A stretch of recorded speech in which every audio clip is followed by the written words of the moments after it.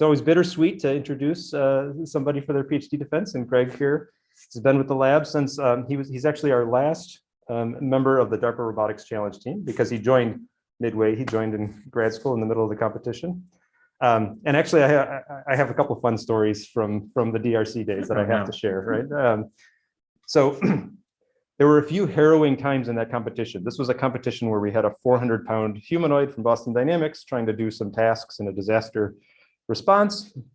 And there were a few key places in that competition where the robot had to like walk backwards, like kind of step back where it used to have been, right? And you kind of wonder, how did the robot, know where it was going when it was stepping backwards? And like, how did it have this situational awareness of the world? And the answer basically was Greg. So we had a fairly sophisticated mapping setup, but we didn't have anything that would reason about that map and decide not to step or anything like that. Greg was like constantly vigilant, understanding the scene around the robot. And he was even, we called him our ZMP detector. So those of you that know what the zero moment point is on a robot, he had a button that he was able to press in case of emergency that would, in fact, if you were to look very carefully at the tapes from the competition, I think you'll see exactly one time where the robot looks like it's about to do something, and then it kind of stops and just stands still for a second, and then starts going again. To this day, we don't know if Greg saved us from a fall or not, or was just overly conservative, but there was definitely a ZMP detector detected during that competition. I'm going to say he saved us. So that was a lot of, we all had a lot of fun on the DARPA challenge. And so, Greg's gone on to do a bunch of super interesting things while he's been here. He was one of the first people to connect vision and touch with tactile sensing. A really nice paper on that. He's done a lot of work on perception over the years that you won't really see in this final defense. And in particular, he's done a lot of I'd say weekend projects that turned into huge efforts for other people because they showed something was possible. And Greg prototyped it so beautifully and so quickly that people are like, oh, we should really do that. So one example, for instance, everybody would always ask, can you do cutting in Drake? Like, can you slice vegetables or something like this? And a lot of people talked about how hard it was and whatever. And Greg comes back on one weekend and he's got this machete going ching, ching, ching, ching, ching, chopping vegetables. And that set off an effort to really do chopping for real in Drake. That was really good. Another one you will see here today, which is this Blender renderer. That was again a weekend project where Greg's like, you know what, we can make beautiful assets. And if we're going to train perception systems, why not have a way to stream the output of a simulation directly into Blender? And he set all that up very, very fast. And now that's the way we like to do things.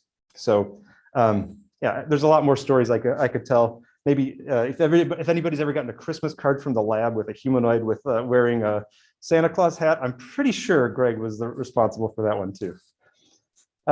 Anyway, so despite his many adventures, I would say Greg has stayed true in his thesis to the really hard problem, which is this distributions over the world. It's always been a canonical problem in the field. There are many deep learning type approaches to it. But this is the procedural model view of the world that, if it works, is going to be so powerful. And I want to let Greg tell you that story. So here you go, Greg.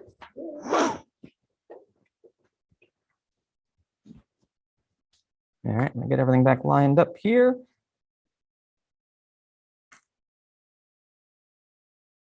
Should be at least reasonably in frame. My mic should be working. And I'm going to start taking it away. So thank you so much for that wonderful introduction. Going back pretty far in time, the DRC days were a lot of fun, and I'm happy to see a lot of DRC people here with the defense too. I'll be talking about that project that Russ mentioned, where we're trying to think about how to capture distributions over open, complicated worlds like the ones that you're seeing here. And I'm going to talk about using a particular tool. Actually, before I forget, do you guys mind if I don't wear a mask in here? Okay, we'll get epsilon better audio quality here, and you can see my beautiful face. So I've worked for the last couple of years over this tool, Spatial Scene Grammars, which is a procedural modeling methodology for capturing these nasty distributions over worlds. Before I go any farther, I've dropped a link in the chat. I will paste it again, as long as it's still in my clipboard. That gives you a live view into these slides, so that you're not seeing the low res streamed version of it. If you have a second monitor, feel free to throw that up there. You should see like where my cursor is and everything. The live stream version is okay, but that version will be slightly better if you got it. Okay, so I'll dig into the details here now. The core contribution of this thesis is this tooling, the spatial scene grammar tooling, which is based on a long history of going back in computer vision of people using scene grammar style structures to describe scenes. But we've kind of dug in, made our own version of it that's specialized towards the sets of objects that we're interested in to capture relationships between objects. And we've written a set of additional tools for using that to accomplish tasks that are relevant to robotics. For example, using them to sample diverse or interesting scenes, using them to infer information about scenes that we've seen out in the world, and even fitting the unknown parameters of these models to real data to capture the real distributions of real worlds. So I'm going to motivate this from some of the stuff that Russ mentioned. This YouTube link might not automatically play. Feel free to hit play. Over the course of my PhD, I have written an embarrassing number of simulators and simulations of different tasks. Simulation is awesome. It's a really nice way to get lots of robot time without risking your robot hardware if you're prototyping a controller, or risking your hands in the case of this giant simulated knife. If you try hard enough, you can simulate, I feel like, pretty much anything. I wrote this simulator that does dynamic mesh regeneration to simulate cutting. It didn't take that much work, but to make it really work well is a whole large effort. But there's a whole field of people kind of doing better and better simulation, whether that's through intuitive physics or through the awesome work from you guys at TRI doing sim-drill alignment for manipulation. Yunzu in my lab did some really awesome particle simulation of crazy things like water and sushi rice. If you try hard enough, you can capture interesting dynamics. And similarly, if you try hard enough, you can go grab tools from computer graphics or computer vision to produce beautiful rendered realistic sensor data. Here's that tool that Russ had mentioned of a streaming simulation where every frame of sim is being ported over into Blender. Blender is a really powerful off-the-shelf tool for rendering really photorealistic images of scenes. And it gives you really nice RGB data. Actually good enough that there's projects out there like NVIDIA's Deep Object Pose Estimator that train deep perception systems entirely on simulated data. So sim is awesome, and it can capture all of these things. So are there any gaps left? Like, are there more holes that we'd like to fill? And my claim in this thesis is yes, there is a major gap, and it's a content gap.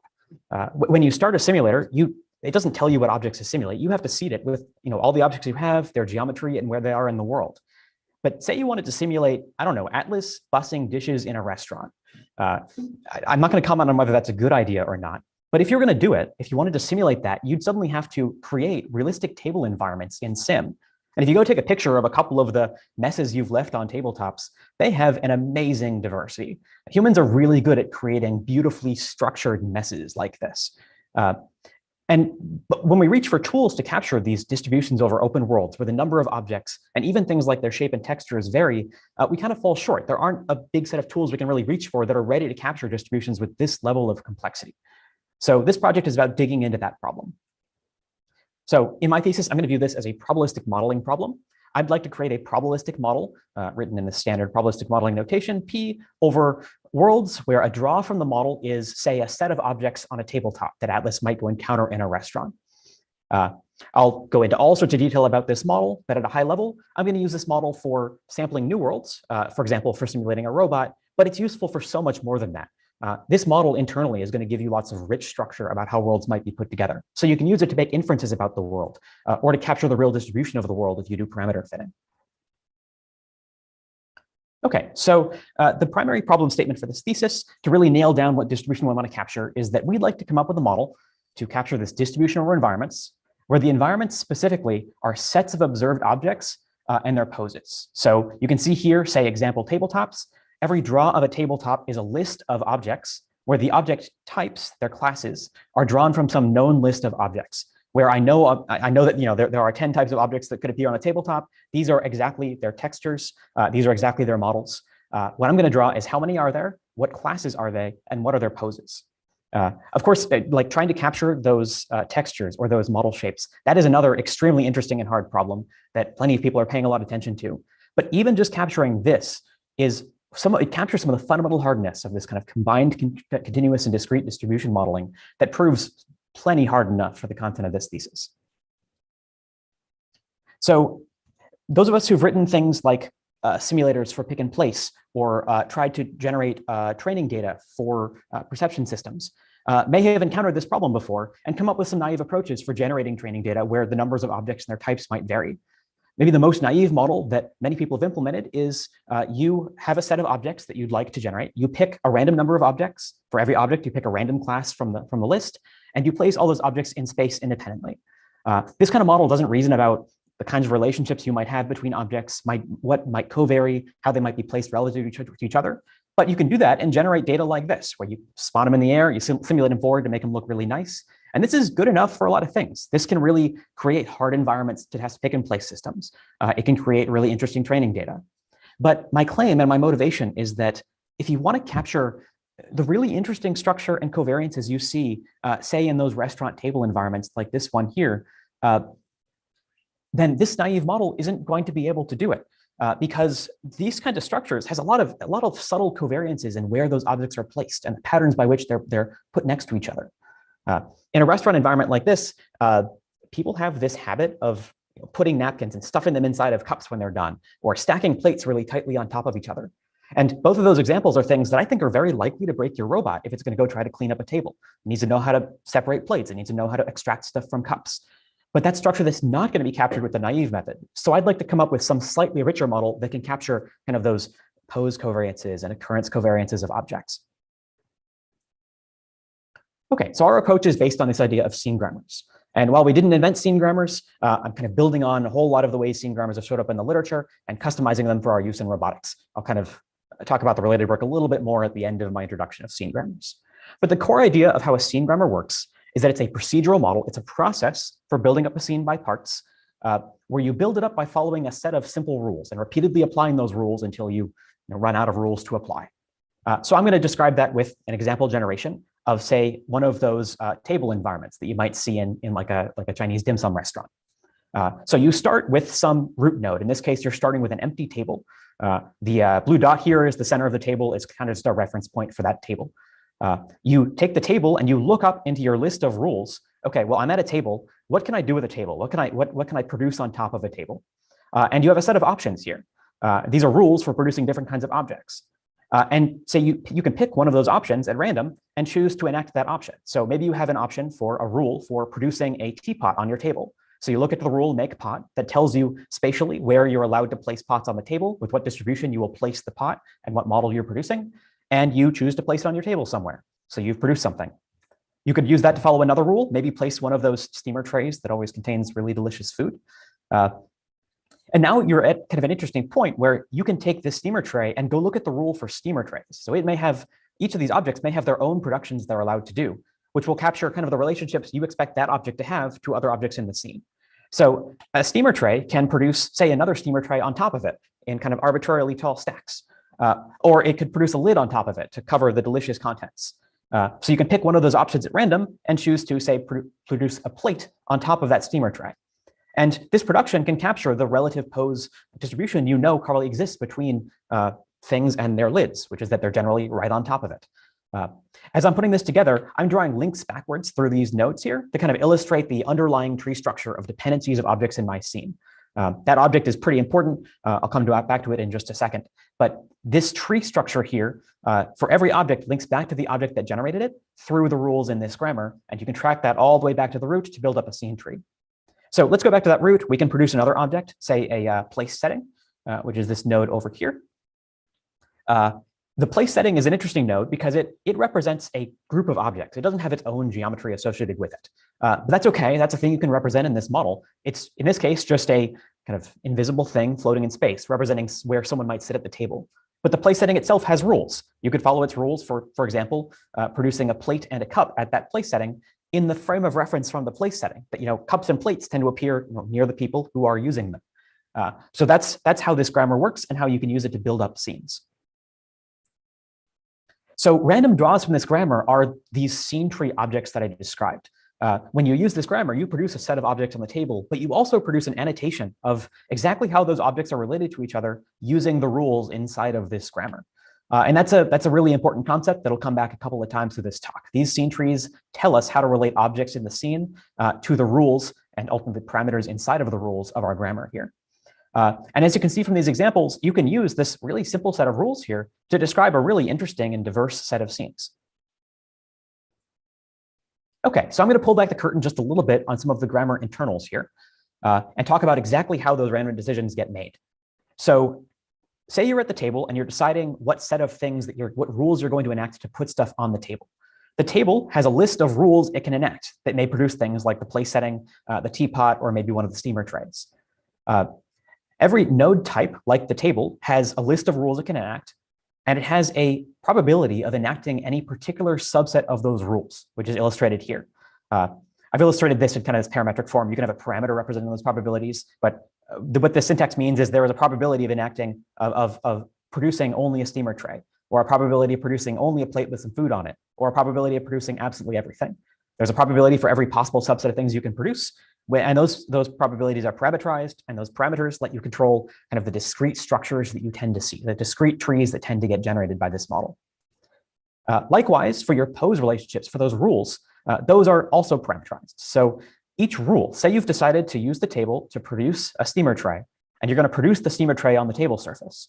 That rule contains a description of exactly where on the table surface you're allowed to produce, or that you should be sampling the location of that steamer tray in the form of this conditional distribution. It's a conditional distribution over the pose of the child, was represented here, conditioned on the pose of the parent, where that conditioning lets you express that maybe the pose of the steamer tray should always be in the frame of reference of the table. You're always going to put the steamer tray on the table, no matter where the table is in space. And that conditioning lets you say that.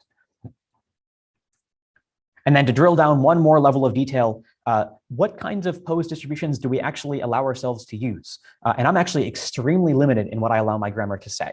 The form of this conditional pose distribution, the kinds of spatial distributions over translations and rotations I describe are limited strictly to normal and this normal-like distribution, Bingham distributions for rotations.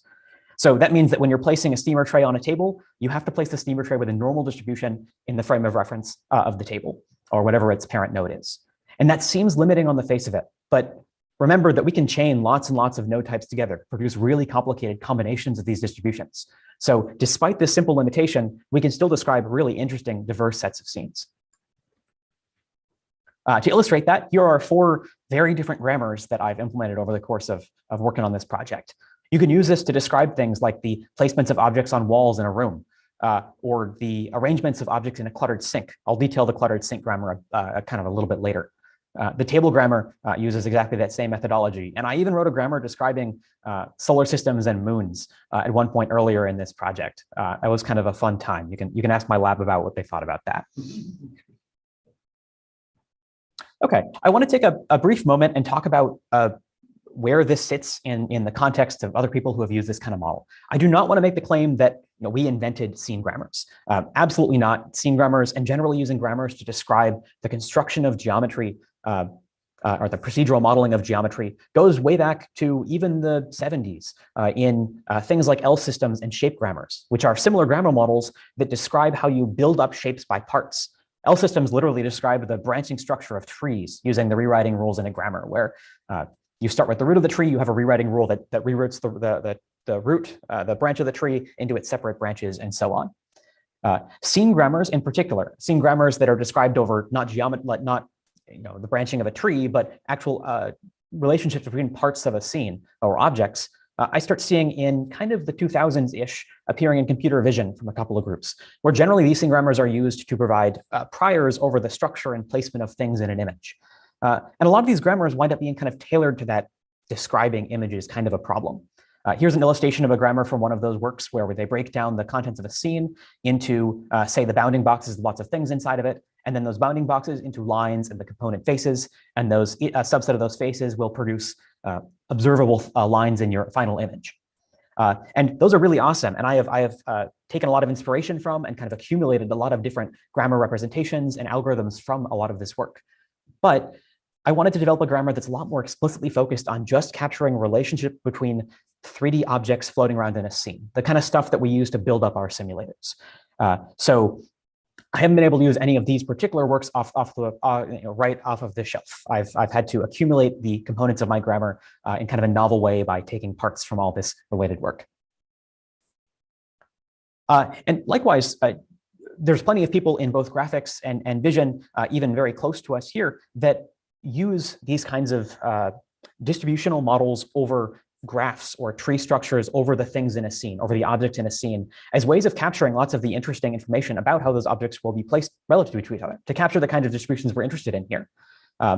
Generally, though, when people start to create models over, say, scene graphs of objects, it's pretty tempting, and it gives you a lot of representational power if instead of using a grammar and just describing a tree over the objects in your scene, you instead start adding edges to describe lots of different types of relationships.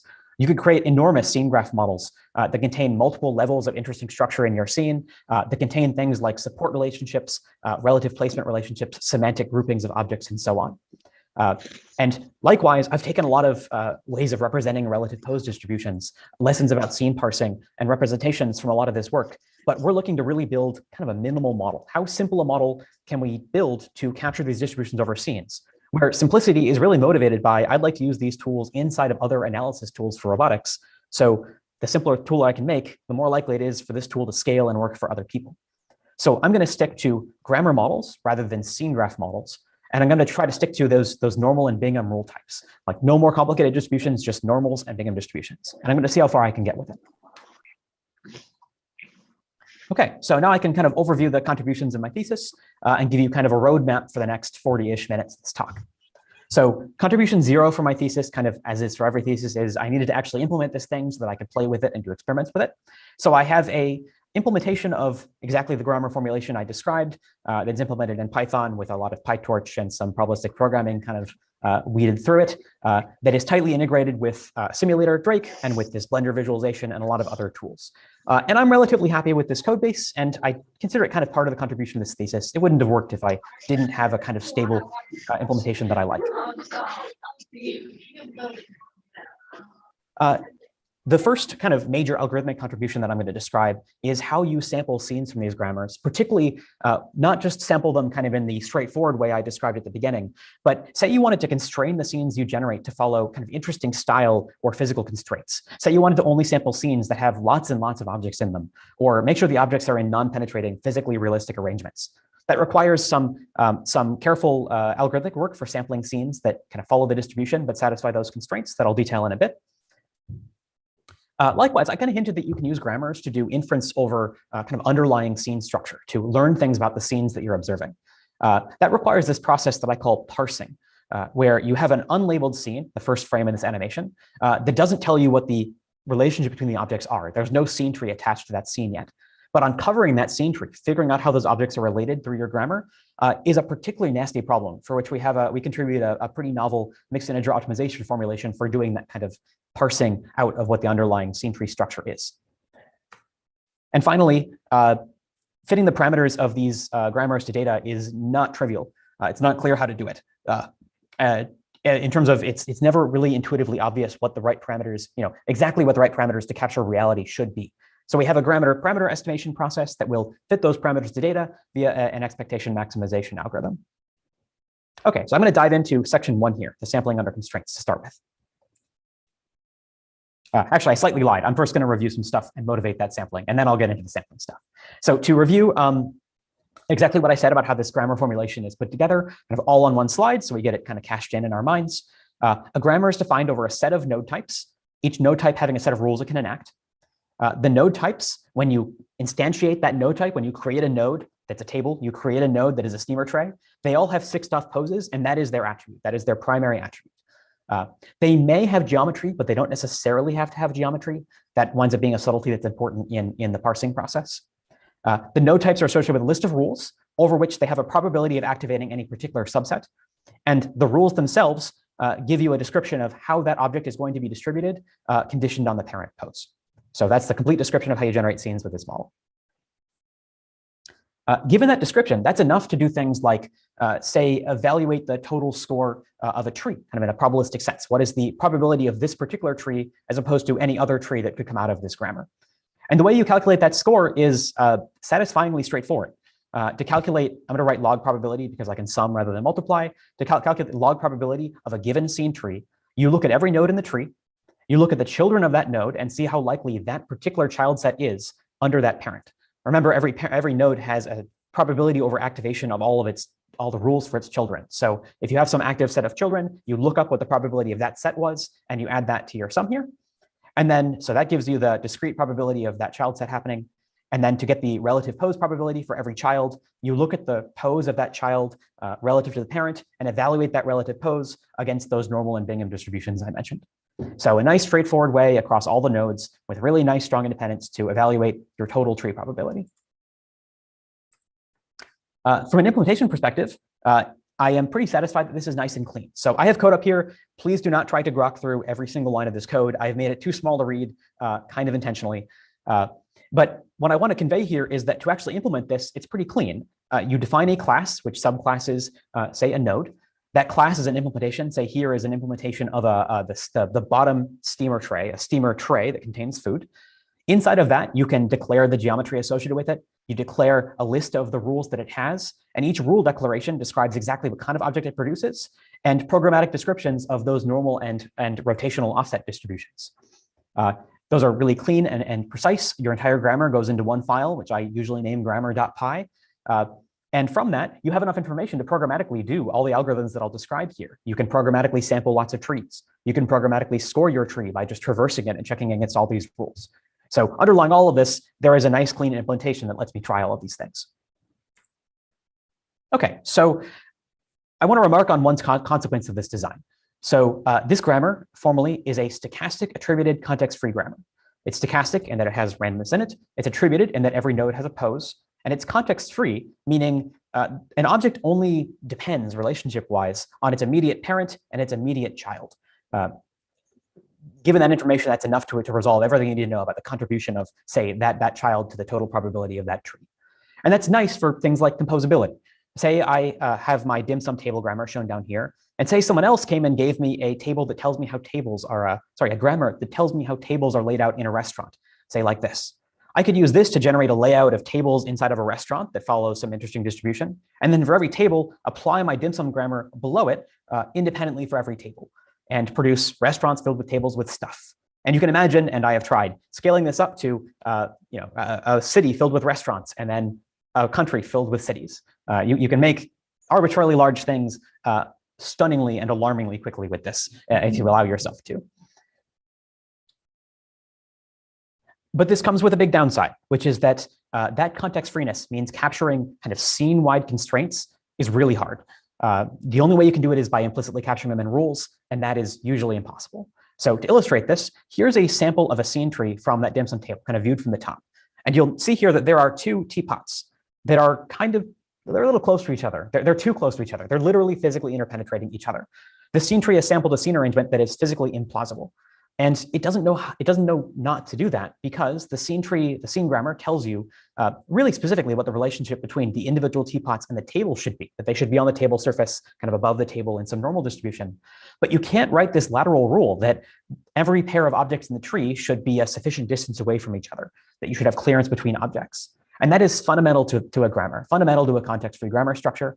And it's the big downside that we have to deal with at sampling time to find scenes that actually satisfy all of these constraints. This is handled in related work, usually by adding these lateral constraints as extra terms in your probabilistic model. That's what transforms it from a scene tree to a scene graph. I take a very similar approach, but I kind of frame it in the language of my lab, which is constraints. So I would like to specify some list of constraints that scene trees sampled from my grammar will satisfy. And so that's what I want to do. So I do it in this comically large LaTeX on this slide. So I define a set of constraints, say a function C, that consumes entire scene trees. Like as that programmatic representation, it consumes an entire scene tree. It has access to all the nodes, how they're related, and what their poses are. And these constraints spit out a number. If that number is greater than or equal to 0, then we consider the constraint to be satisfied. This is a kind of comically general way of writing this down, but it's actually literally how I do it in my code because I pass around these scene trees as objects. But it's so general that it lets you write kind of interesting constraints. For example, you can write a class of structural constraints that actually depend on exactly what the structure of that tree is. You could have C count the objects in the tree and tell you whether or not your tree has greater than a certain number of objects and implement that as a constraint. Likewise, you could use this to implement those pose constraints, like the non-penetration constraint I described. You could have C look at every pair of objects in this tree, compute the distance between that pair of objects, and return the minimum distance. And if that minimum distance is greater than 0, then all your objects are sufficiently far from each other. And if that distance is negative, that means they're overlapping, and you need to resolve that constraint somehow. So these are a nice general object. So that means that my total spec then is when I want to sample scenes under these constraints, I specify my grammar, and I specify this list of constraints, where I'm going to distinguish between the structural and pose constraints because I have to resolve the two of those constraints differently. This leads me to this gnarly constrained sampling problem. I want to sample a tree from my grammar that follows the original distribution of trees, but also satisfies this list of constraints at the same time. Writing it down that way kind of implies that maybe we can tackle this with rejection sampling, which means we sample trees from our model, and we throw out all those trees that don't satisfy our constraints. And this is the strategy that we use for the structural constraints, because doing anything else to change tree structures is a little bit difficult. But satisfying pose constraints with rejection sampling, satisfying like non-penetration of all objects in a scene, is really unlikely to work when you wind up with scenes that are as cluttered as this one. If you think about randomly moving these objects around a little bit, or randomly sampling the pose of all the objects in this scene, the pose of 20 different objects, 120 dimensional space, give or take, then it's vanishingly unlikely that you're going to sample a configuration where every pair of objects is perfectly outside each other, because even a little bit of violation is enough to throw out that whole scene tree. To resolve that, particularly to try to handle these pose constraints more efficiently, we use a method that's really deeply inspired by this awesome paper I love from Daniel Ritchie that tries to tackle this constraint instead of by rejection sampling, by doing some intelligent gradient-based local search. How this works is that I form a proxy probabilistic model for my scenes, which I'm going to call this probabilistic model for HMC, which is the original distribution over trees multiplied by this penalty term, that if a tree that I am considering violates my constraints, the more it violates the constraints, the more I penalize it, according to a normal distribution here, with hopefully a very small variance. So you penalize your constraints extremely strictly. Once you have this model, because I write all my constraints in a nice differentiable way using PyTorch in my implementation, you can do, say, a gradient-based MCMC approach on this that is able to produce samples from this total distribution. So find trees that are likely under my model over scene trees, while also satisfying the constraints in a relatively sample-efficient way.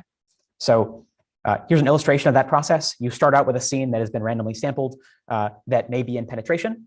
The gradient term there pushes you out of penetration because that is currently dominating your likelihood. Your scene is very unlikely because it's in penetration, so it pushes you out. And then once you're out of penetration, the random walk process kind of dominates, and you can wander around in the space of configurations of objects that are simultaneously likely under your tree while continuing to satisfy those constraints. And this has worked in practice really well for us. So to show that in practice, say I have my complete dim sum grammar here, and I have a list of kind of interesting constraints I'd like to satisfy. Say I want to find samples of dim sum tables that have at least 3 stacks of steamers, with at least one of the stacks being really tall, with the objects being in some reasonable, non-penetrating, physically plausible configuration. So my process for this, combining those tools together then, is that I first rejection sample a tree structure to satisfy the structural constraints. These structural constraints are hard to satisfy by continuous search because they're fundamentally discrete, so I kind of have to rejection sample for that. So I try to find just a random tree that has the right number of stacks and the right number of steamers. Once I find that tree structure, I freeze it, and I use that HMC process to try to resolve the pose constraints, which I may not have resolved yet. So that does that search that I was just describing to take that tree structure that has the right numbers of objects, but maybe a bad arrangement, and push them into reasonable arrangements. Once I've done that, I wind up with a good looking tree, and I can do a little bit of cleanup, maybe forward simulate it to make it look as nice as possible and be physical. And then I can pass it into my renderer and get beautiful images out of interesting varied scenes. So here's a set of trees that were sampled from this process. You'll note they all have the right numbers of steamers. They all look like tables of very hungry people. I found that this process practically is really good for getting diverse, interesting samples out of these grammars. And this procedure is generally what I use to sample most of the scenes you'll see for the rest of the talk. Okay, so that's the story of sampling under constraints, kind of a pile of ways of addressing those problems of sampling these scenes under interesting constraints like that. I'm now going to dive into this problem of scene parsing, which I think is one of the biggest kind of technical contributions of the thesis. And I'll give you an overview of our tactic. I'm going to have to leave a lot of the inner details of it to my thesis for time. So I want to first give you an intuition for what the problem of parsing kind of means. So the idea is maybe I have some collection of data I've collected of interesting scenes I would like to capture the distribution of. or understand the inner structure of, like this arrangement of objects in a sink here. And I'd like to specify to my system that, okay, I think the structure that is present in scenes like this is described in this grammar. What this grammar in particular is describing is that in sinks, this box is supposed to be a sink. I don't have a nice model of a sink yet. In sinks, some set of objects can occur kind of independently randomly. You might get cups, plates, and bowls that are appearing within the sink somewhere. But there's an additional pattern I'd like to capture, which is that people really like to put stuff in bowls. People really like to stack plates on top of other plates. So I've added grammar rules to describe those generations, that bowls themselves can have things produced inside of them, that plates can have things stacked on top of them. So that's what this grammar is trying to capture. And the parsing problem then is we take a scene that has no annotation of the underlying structure, and we take our grammar that describes the structure we think might be there, and we'd like to use some process to recover a scene tree that describes what parts of this grammar are being used to produce all of these objects, or really how those objects are related to each other through the rules of your grammar. So for this scene here, say it's decided that these three objects over here are attached to, this is the root of the sink here. So these three objects don't exhibit any of those patterns we're interested in. But this pair of plates has a very short, too short to be seen here, line between them, indicating that one plate is decided to be stacked on top of, they've decided to say that one of these plates has been stacked on top of the other. That is the explanation for this scene. This is surprisingly hard. I thought I was going to knock this out in a month or two at the beginning of this project, and it has become like a giant gnarly optimization problem I have to solve. And the underlying problem here is that any particular scene kind of has an exponential number of legal parse trees, of ways you could relate those objects to each other in all the possible spanning trees, describing all the, connecting all the possible objects in your tree. And this parsing process requires exploring all of those possible scene structures. Here are three kind of equally valid parses for that scene using that grammar, where these three different parses distinguish between whether or not these two objects should be collected together into a stack or not. Like if you look at these two objects, are these objects stacked? Are these two plates stacked? I don't know. They look like they were stacked and then they fell out of being stacked. Do you want your grammar to capture that? Is it better to say that they're not stacked, that they are stacked? And if they are stacked, which one is the base plate? Which one is the plate on top of it? I want a quantitative answer to that, which is what the parsing process is going to give me. Okay. Again, to back out and kind of, remember this exists in a lot of related work. This is kind of a classic inverse problem in that I have a procedural model for how to generate a world. And a classic inverse problem is how you take a procedural model like that and make it generate something that looks like some target. To ask this question, the same question I'm asking is, how would you have produced this using that model? And there are a wide variety of really interesting models out there that people have tried to make capture interesting things. So here's one of my favorite algorithms and kind of a favorite picture and result. Here is a picture from a paper that uses a shape grammar to describe how buildings are generated, where that shape grammar captures that buildings have roofs, they have floors, they have doors on the first floor, they have facades and windows. And then they try to use a tool, reversible jump MCMC in this case, to try to find a shape grammar generation that looks like a target shape, that looks like the Stanford bunny. And they're able to do it through a really clever and really cool algorithm. Likewise, there are other approaches, but generally how people tackle this problem is that they use some form of random sampling and random search, because the space of all generations of most of the procedural models that you'll write down with interesting structure is absolutely enormous. And the structure of that model might be so complicated that doing any kind of very principled exhaustive search over its generations is going to be really hard or completely impossible. So all these techniques that I show here use some form of random search to search over, in our case, trying to find the appropriate scene tree to explain our scene. But random search doesn't work so well for the grammars I've written, because unlike some of these models here, if you make a building that looks kind of close to the Stanford bunny, you've made progress. You can kind of use that to bias your random search towards buildings with the right structure. But if you randomly sample a scene tree, either you have nailed the scene that you're generating or you are completely off. So I found random search and kind of heuristic-based search to kind of collapse for grammars that I've written and shown throughout this thesis. And that motivated me to dig into another tactic, which is rather than random sampling, I've written my grammar intentionally very simply. Can I use that simplicity, that very simple structure of the grammar, to actually do exhaustive search, to do optimization over the space of all parse trees and find the parse tree that best explains my scene in like a principled way? And it turns out that we can. We can frame this as I'm going to call this a maximum a posteriori problem. I'm going to try to find the maximum, the most posterior likely tree that is going to explain my scene. And I'm going to frame an optimization around asking that question. So this slide has a lot of stuff on it. I'm going to start in the upper left. Our problem is that we're given, say, a set of observed nodes, say this set of objects down here. We're given a grammar description, And we'd like to find a tree in that grammar that maximizes this posterior likelihood, that is the most likely tree under our grammar given that set of observations. This object is not a distribution I've kind of talked about so far, but I can break it down into distributions we don't know how to reason about through Bayes' rule. So I can break this down into this optimization, which is the one that we actually solve. We'd like to find the most likely tree under our distribution over trees that I've described how to say. And I want to sift through those trees and find the one that actually matches my observed objects. This distribution of objects given tree is a trivial distribution in our case. It's either 1 if that tree contains exactly the right objects in the right poses, and it's 0 if they don't. So this is like a constraint, only find trees that match our objects, and then this is the thing by which the objective by which we will sift through those trees. So pictorially, that means we search through the space of all possible seen trees from our grammar. These are all trees with very different structure, maybe different underlying node poses. Select out the ones in green that match the correct object set, and pick from those trees that match the output, the one that has the highest likelihood. So I say this like it's easy to enumerate overall possible trees. Actually, enumerating overall possible trees is the whole trick. The way we do that is to enable that search over all the things our grammar could ever generate. We form this object that I call in my thesis the super tree of the grammar.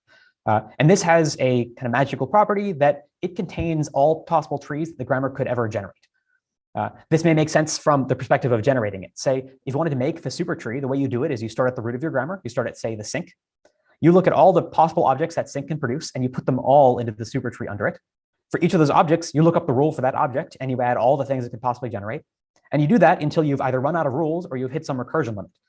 You can see here, bowls could produce bowls, could produce bowls, could produce bowls. You have to cut that off sometime. I put that recursion limit such that it's going to describe scenes with enough objects for me to get parses out. This thing can be huge. The super tree for the sync grammar, for the full sync grammar, is actually, I think, 500-ish nodes, I think 520-ish nodes large. So this is a large object, but it has this really critical property. It lets us kind of pick out all the possible trees in the grammar. And we'll use this as our structure for indexing over all the trees to write our optimization. So the way that we do that is that we actually use this super tree as a scaffold for our optimization. So for every node in this super tree, we can add a binary variable indicating whether or not we think that node is going to be active in the parse tree for a given set of observed nodes. And likewise, we'll give each of these nodes a continuous variable representing the pose of that node in our super tree. So if that node is active, say if this plate is active in our parse of this scene, where is that plate? That's what that variable represents. And it turns out with this set of variables, this is actually enough to write out the entire probability of the entire tree structure, which is what we're optimizing. That's the objective of our optimization. So this function is a function of only these variables across the entire tree, which lets us actually frame this as in this case, mixed integer optimization. And internally in here, I have a couple of equations for the people following the close details of this.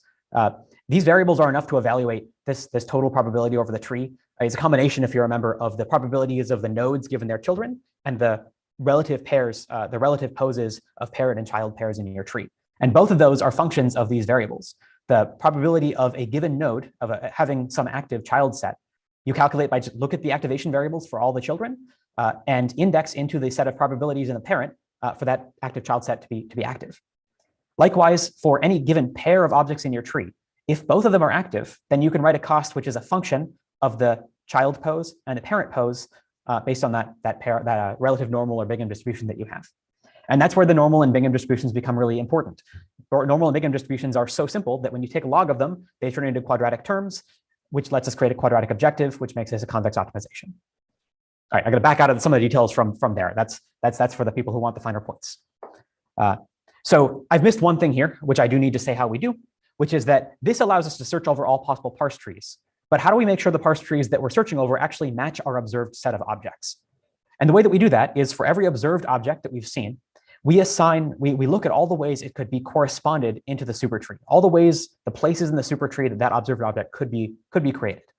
And we draw an edge on each of those possible places. So a plate could be produced, say, down here, which means that a production of a plate here would mean that that plate was stacked on top of some other plate. The plate could correspond to here, could correspond to over here, and so on. We assign a binary variable for every possible place it could correspond to the tree, and we constrain that the sum of those binary variables will be exactly 1, meaning that that observed object gets explained somewhere by something in the tree. There's a related set of other constraints that every object in the tree explains at most one object, that objects are only active if their parents are active, and so on, that enforce that we're only searching over legal tree structures. But I hope this gives you the impression that this is a useful scaffold for doing this principled search over the space of all productions, of all worlds that could come out of our grammar. That this is even possible, I think is exciting and a reason to kind of, a motivation for using grammars as a way of kind of thinking about all possible worlds, because it lets us do this enumeration in this nice principled way. Okay, so to back out from that, there are a lot of internal details in making that actually work and make that actually performant. People who've done mixed integer optimization, you'll have a sense that mixed integer optimization can easily kind of run away from you. It's really hard to stay in that class of mixed integer convex optimization in particular. We need to do a lot of work to make sure that this problem actually stays in that class, approximating things like the rotations actually live in a non-convex group, SO3. So we need to approximate that with some piecewise approximations. We have some bilinearities that sneak into some of those cost terms that we have to carefully deal with. But once you do all those things, this winds up being a mixed integer convex optimization, particularly in MI-QCP for people who are keeping track. As it's a mixed integer convex optimization, we can pass it to one of a couple of powerful solvers that a whole field of mixed integer optimization have worked to make really performant. I pass it to Groby. And it internally uses this branch and bound solver that actually gives us a certified globally optimal solution. For every parsing problem, it either tells us this is exactly the best parse tree you could get, and I can prove it, or it tells you this set of objects is just not in my grammar at all. This problem is infeasible. You've done something wrong. And that's an extremely powerful, nice thing to have. You don't have to question whether or not your solver is correct or not. You just have to wait for your solver to finish, which is the cost with mixed integer optimization. As a teaser here, I actually have a second formulation of this in my thesis that if you are in a particular subclass of grammars that for which the pose of every node is going to be one of a set of poses rather than a continuously optimized thing. There's a much more efficient way you can write this down that avoids the continuous variables and avoids some of those nasty non-convexities that I detail quite a bit in my thesis. I use in practice a lot and is it's closely related. It uses the same super tree idea. Go check out the thesis if that sounds tempting and interesting to you. Okay, so to illustrate that this works, here are 6 scenes from the sync grammar, annotated with the best parse coming out of that parsing procedure. And I want to just give you a Gestalt sense for every one of these scenes, that parse tree kind of captures the structure that I hoped to capture via my grammar. So for this scene, say in the bottom left here, we have a plate with a cup stacked on top of it. The grammar has decided the best parse for this scene is that you're going to stack those two on top of each other, exactly following that rule that I like. When lots of things are showing up in a bowl like this, there's some tangled mess of these objects are all inside of the bowl associated with the bowl at the root. So this uncovers a structure that I'd like to. And mixed integer optimization can run away from you really fast. You can be waiting hours for solutions. In this case, we wind up with a really remarkably performant solution that will get solutions in between a fraction of a second and worst case 10 to 20 seconds for grammars of this level of complexity. My thesis includes a couple of experiments kind of looking at what the runtime for this is for kind of grammars of different levels of complexity with different kinds of internal problems and whether or not they have those nasty non-convexities and so on. But the takeaway from this is that this is fast enough for me to use kind of semi-interactively. I actually use this in an inner loop in a lot of other things, and I don't worry about the runtime of this too much, despite it being a mixed integer optimization.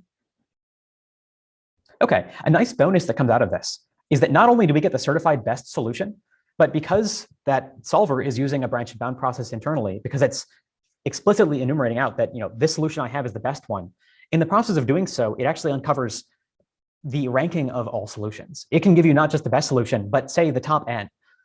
There's a little bit of extra runtime associated with it, but it's very small. It's a couple more seconds. And you can get out, say, not only the best parse for this scene, which might be this one, but all the other parses you could possibly have in ranked order. This is a really useful object. This gives you kind of a notion of how uncertain am I about what the best parse is. In this scene in particular, for example, the top 2 parses are really close in their total log likelihood. Grouping all these objects together into this bowl turns out to be only slightly better than the bottom one definitely is in the bowl. This top one is almost falling out of the bowl. So the second best solution is to associate that second object not as being in the bowl at all. And this parsing procedure, particularly that we can get multiple solutions, gives us that information. And finally, I want to kind of hammer home that getting these parse trees for scenes is they're really useful objects. Particularly for example, understanding how well scenes fit our distribution, and if they're outliers, why they're outliers at a part level. So say I try to parse out this scene here, which I crafted as an intentionally terrible scene that does not match the grammar that I wrote. The grammar was really designed to capture objects inside of the sink. So if you put stuff outside of it, the grammar is unhappy with you. And it's specific about how it is unhappy with you. Here's the parse tree for the scene with the edges color-coded by the likelihood of that rule, of that relative placement. So you'll note that all the objects inside the bowl, they're totally fine. It's specifically the two bowls whose poses are totally wrong. So you can use this parsing procedure to get this parse tree. This parse tree has very low score because it doesn't follow the grammar rules. So you can detect that this scene is an outlier compared to some set of inliers. But also it explains at a part level, why is this scene wrong? What objects should you be worried about and which objects are okay? Where you have scenes with lots of objects in them, declaring the whole scene to be an outlier is potentially pretty wasteful. So getting this part level understanding is really handy.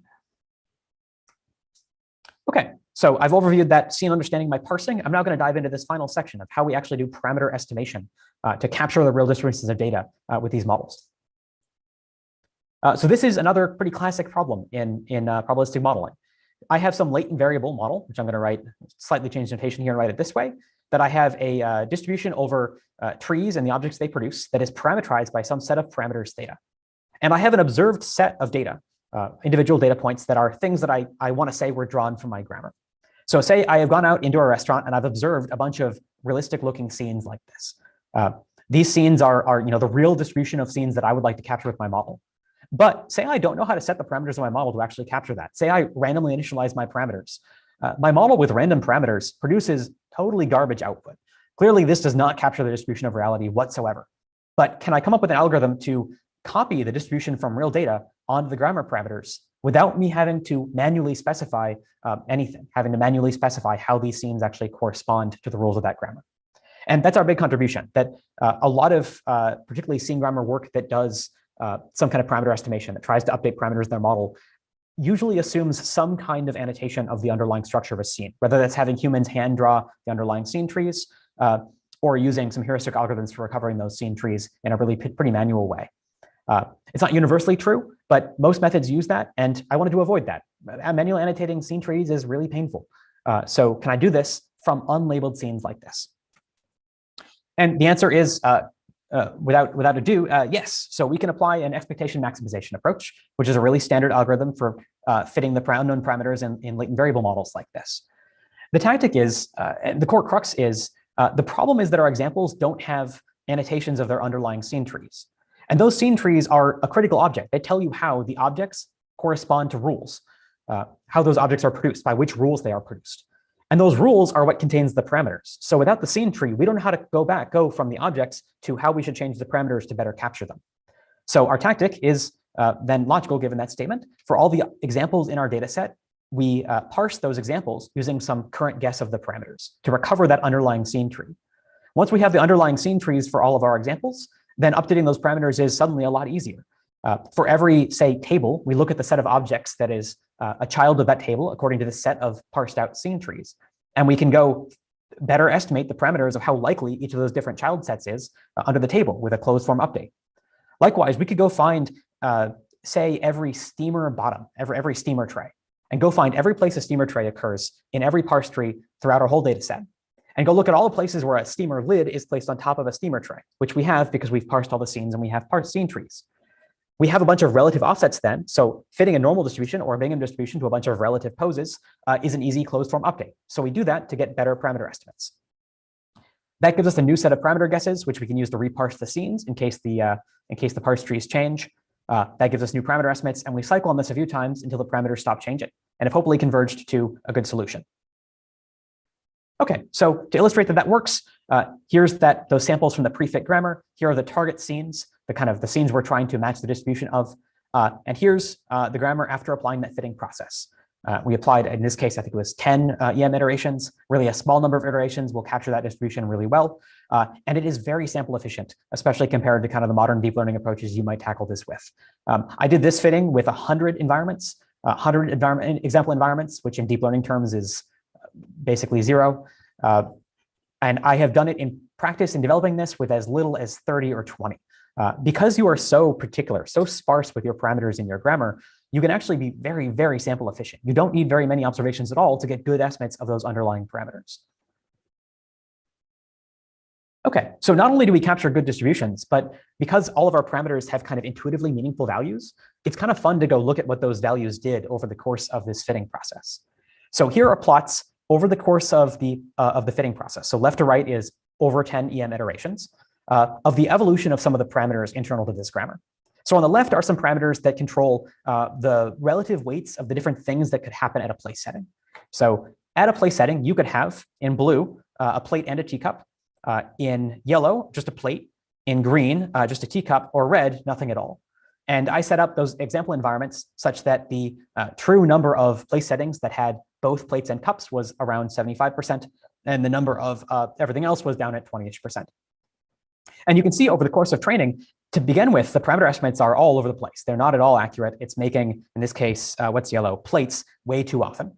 But very quickly, after parsing scenes a couple of times, it converges to reasonable parameter settings and actually recovers what I know to be the true ground truth parameters I use to generate that data set. Likewise, you can read out how, say, the spatial distribution of objects, what we learned through the course of fitting about that spatial distribution. Here is an illustration of the X, Y, and Z in blue, orange, green order. So this, in the blue, is the Z-axis of, the x-axis of the placement of a, say, a teacup relative to a plate. So this is telling you what you learned about where teacups tend to be placed relative to plates. So this blue line indicates that when we started out, we had no idea where they were. They were kind of high variance. The teacups were near the plate somewhere, but I don't know where. And then after a couple of steps of fitting, we learned that teacups are pretty rigidly about 25 centimeters in front of plates. And there's a reasonable amount of variance in the y-axis, which is left-right. So your teacup could be on the left or on the right. You don't really know. But the Z is extremely stable. The teacup is always on the table, period. It's just on the table. That's where it is. So you can read out this really detailed info because these parameters have really explicit explanations.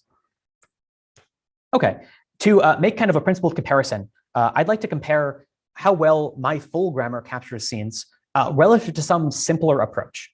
So I implement a simpler approach by writing a much, much simpler grammar for table environments. So this is the baseline dim sum table grammar. I'm reading it out in kind of the same rules here, but it's a much simpler concept. What this grammar describes is that objects can appear randomly on the tabletop, and that's kind of all it can capture. It doesn't reason about place settings. It doesn't reason about stacks of trays. For every object type, it keeps tracks of how often is that particular object type, how often do plates, how often do steamer trays, how often do those things occur? And if they do occur, how many of them tend to occur? So it keeps track of that number. And for every different object type, it learns a different mean invariance of where that object might be placed on the table surface. So this is straight up just an implementation of that naive model I described at the beginning, where you're reasoning about every object type, very independently of all the other objects in the scene. And I expect this to have less representational power than my full grammar.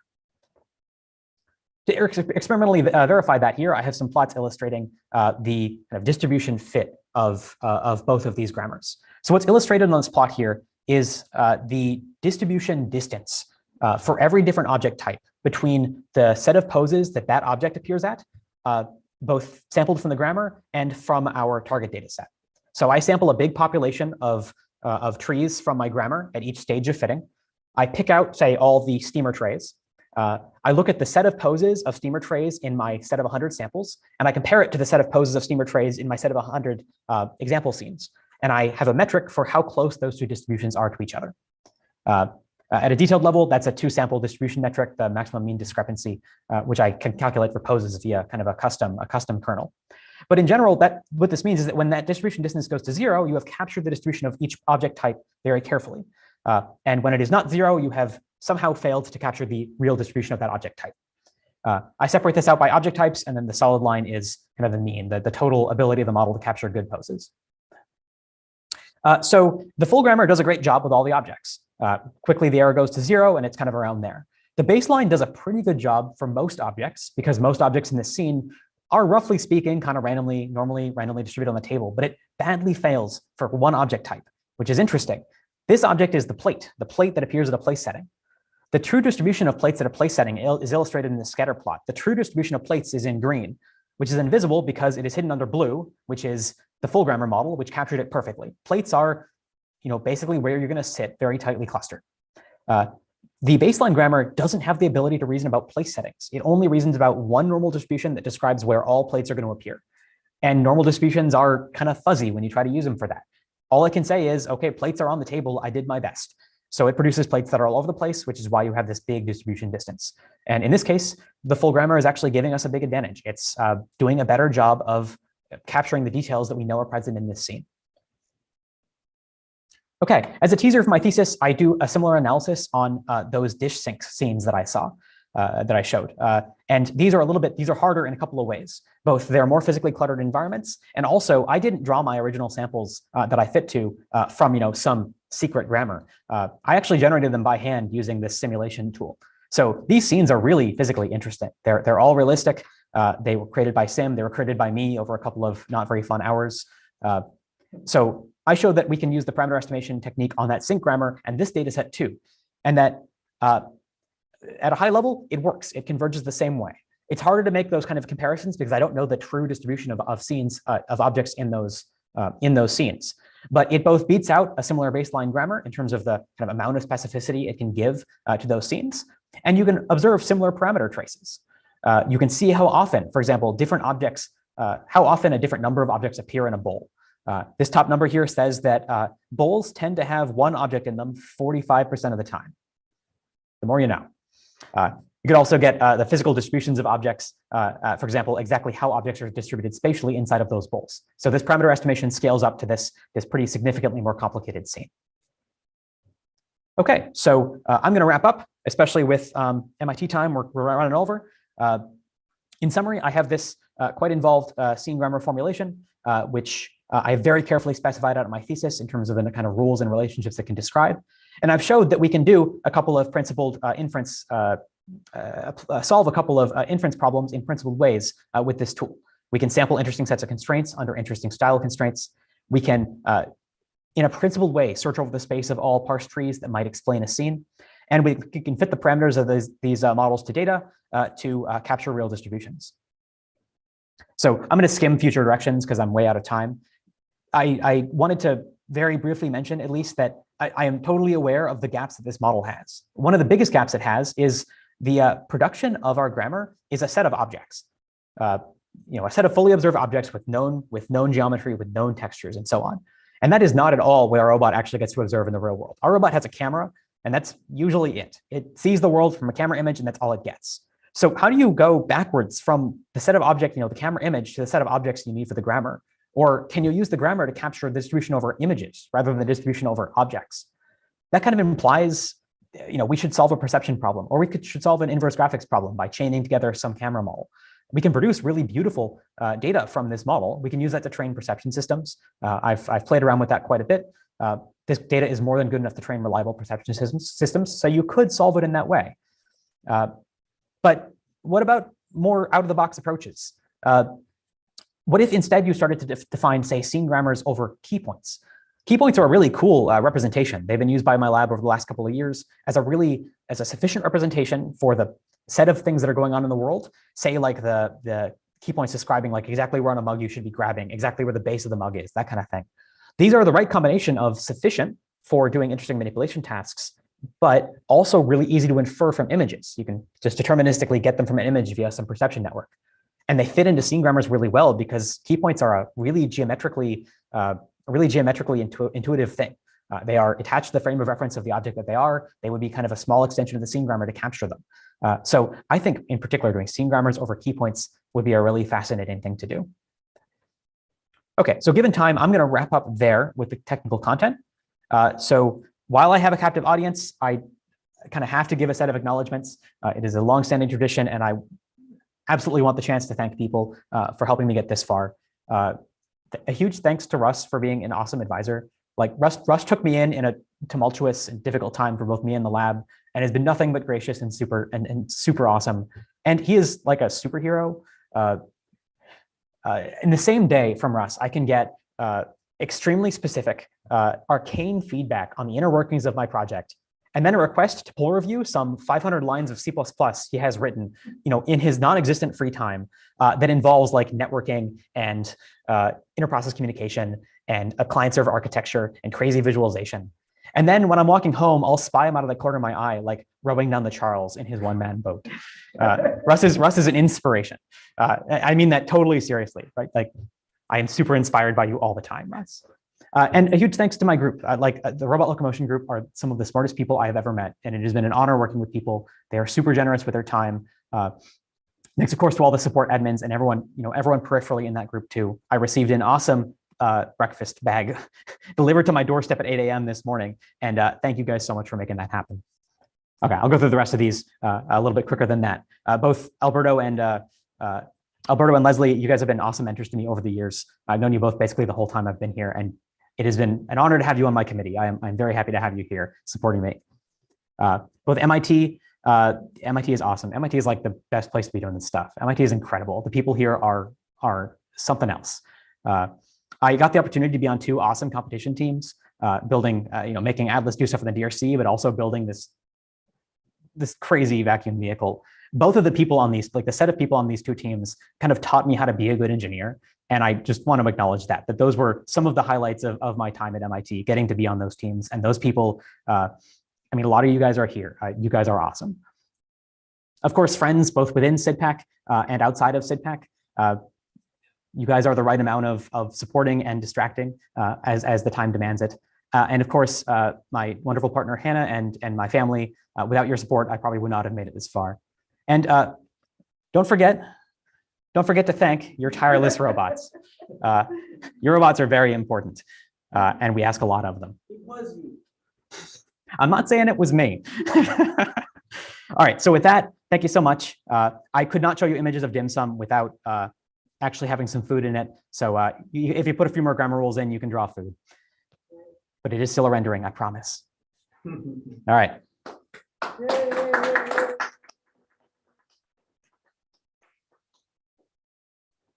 Thank you, Greg, for an exceptionally clear presentation. That was awesome. So the standard protocol here is that we're going to give the audience a few minutes to ask any open questions, and then we're going to close the session for all but the committee or any other faculty that might be online if they want to join, and we'll grill Greg with our harder questions then. And then maybe ask everybody together, assuming things go well, to celebrate at the end. We'll certainly have something up in the lab, but not the food, not this. Given current MIT protocols, we had to send a breakfast basket instead. Rendered food only. Rendered food only. Okay, so anybody, how do you want them to ask questions, Greg? You should, I think, have permissions to unmute yourself. So let's try that. And I need to pull up having videos again. I don't know how to do this. There's too many things on my screen. Feel free to unmute yourself and shout a question. I should be able to hear it.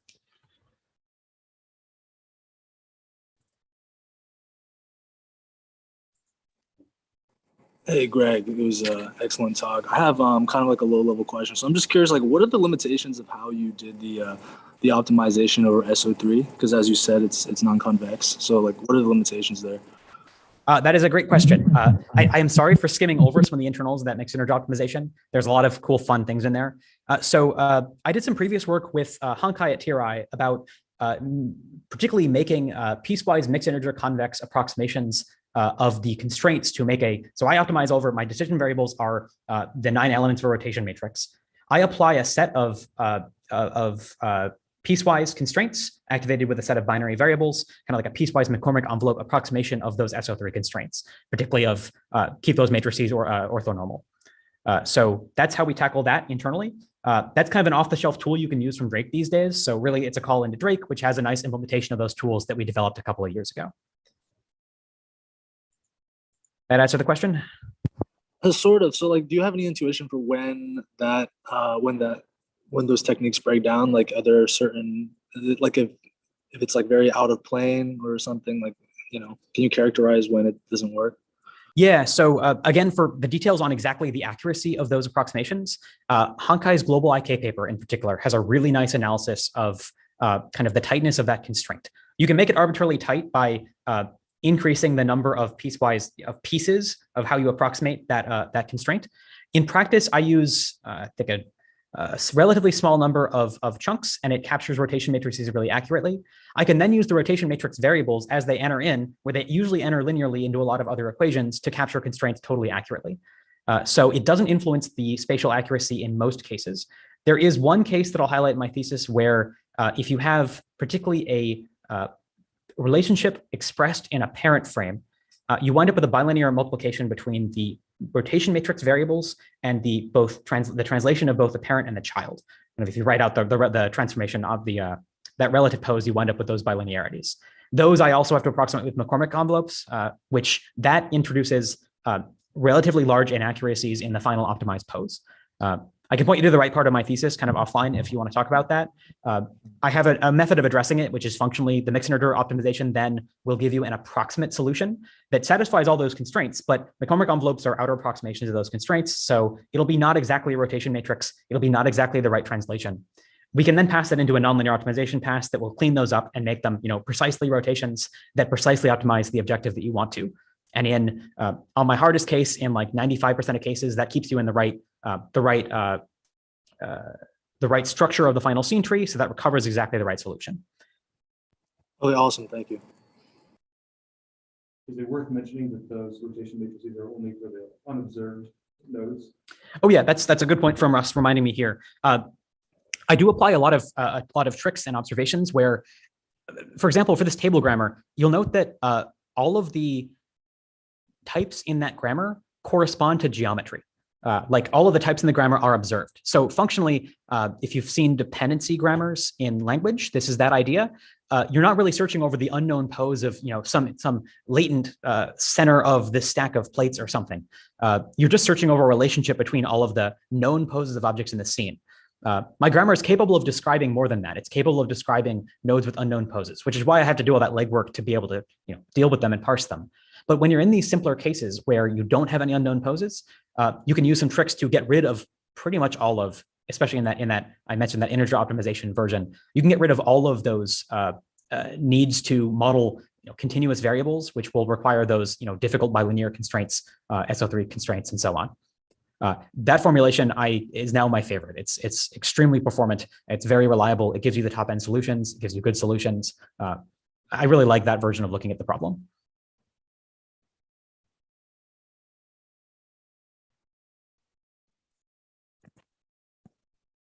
So Greg, how do you break the symmetry in your mixed integer optimization program? I mean, there are two types of symmetries. One is like if you have two cups side by side, you can say like cup A is a parent of cup B, or cup B is the parent of cup A. And also like your geometries have this kind of axis symmetry there. So if you search for like the rotations, like the rotations done, like any rotations around that rotation axis should work. So how do you break those? I'm going to address the first one first and then make you re-say the second one.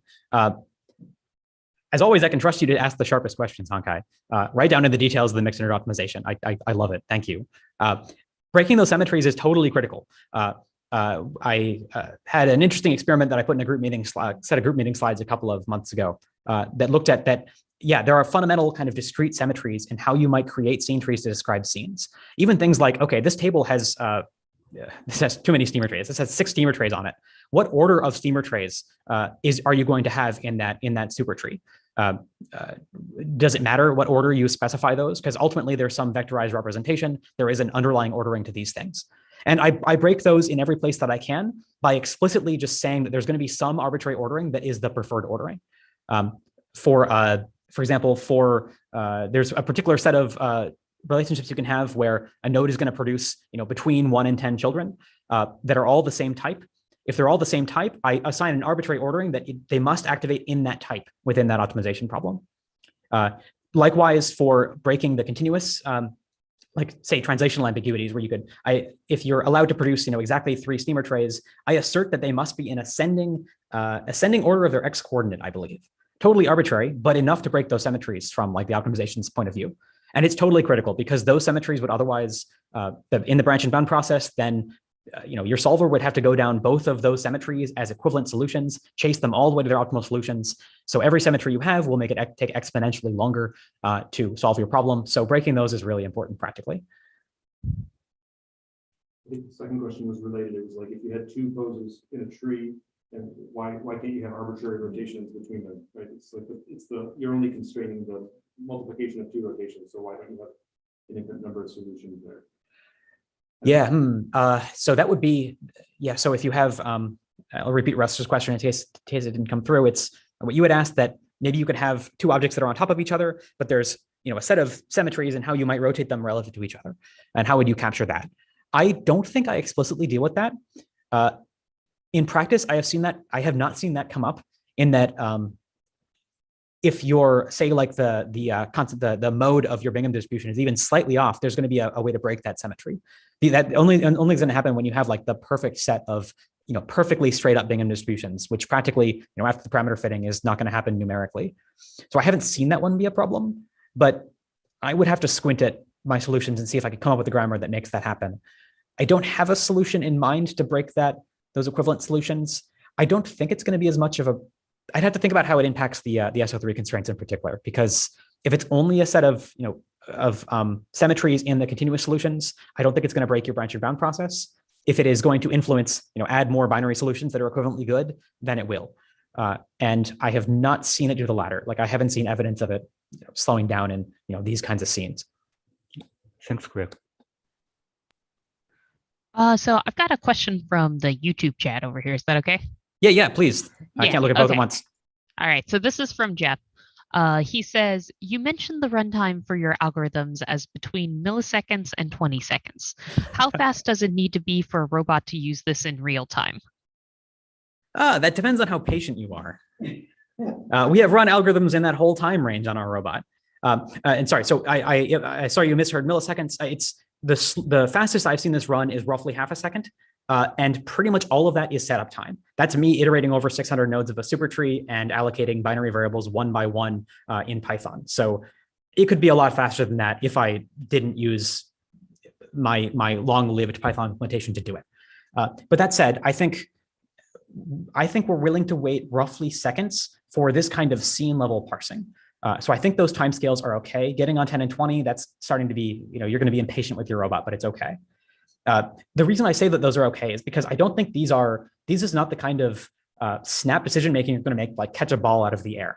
If you're catching a ball out of the air, you're going to need milliseconds because it's going to be out of place by the time you've estimated it.